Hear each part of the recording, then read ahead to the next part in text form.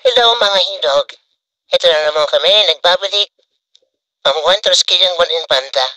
Pero kasama na ngayon ng chapter ko, ang Patambuan chapter. Meron kaming bloodletting program. So ito na nga, nag-ready na kami. Ang gagawin. Bali, alas 8 nag-umpisa itong aming bloodletting na to.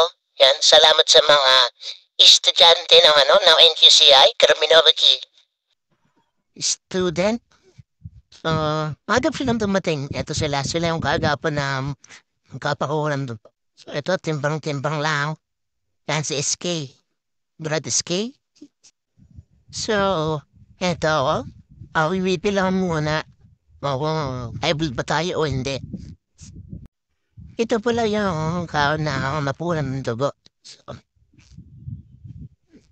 tibay ni Kuya. Parang wala lang eh. Parang nagpapamassage lang. Salamat nga po pala sa Red Cross.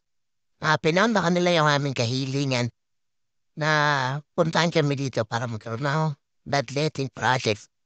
Salamat nga po pala kay Ma'am Maria Crusel Q. Lugatic, kay Ma'am Christine Valerie Rubia, kay Ma'am Kimberly May Rubia, kay Sir Martin Jan Miseco, kay Sir Christopher Salamat, kay Jeremy Altamirano, at kay Ma'am Melinda Miranda, President ng BHW Infanta. Yan nga pala yung tresurera ng Barangay Katampungan. Yan, sa kanya kasama. Napakahalaga ng pagdunit ng dugo sapagkat maraming may sakit ang matutulungan ng inyong kaloob na dugo. Yan nga pala si Papa yung nasa unahan. Pawarin siya ng dugo. Kasi maganda talaga sa katawan niya ng papakawan ng dugo. Nalilinis na ay nakakatulong ka pa sa may kailangan ng iyong dugo.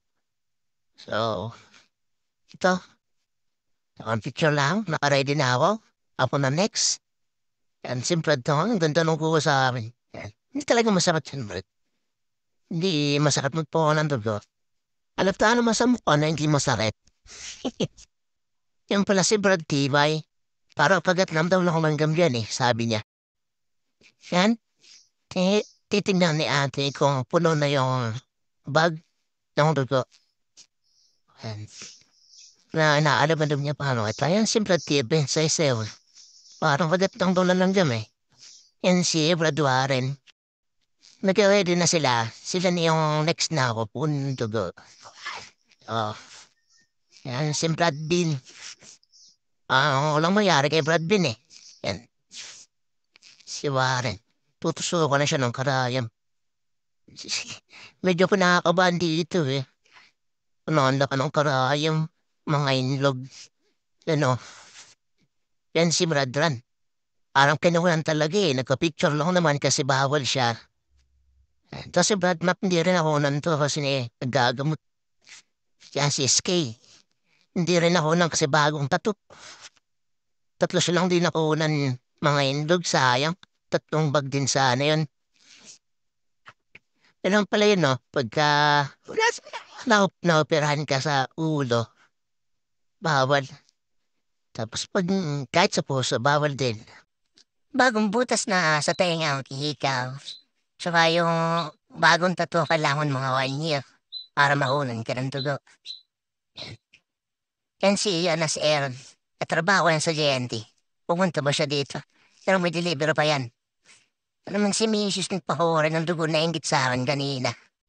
Sila na halos yung last na badge. Kaysa isa na lang yung dating.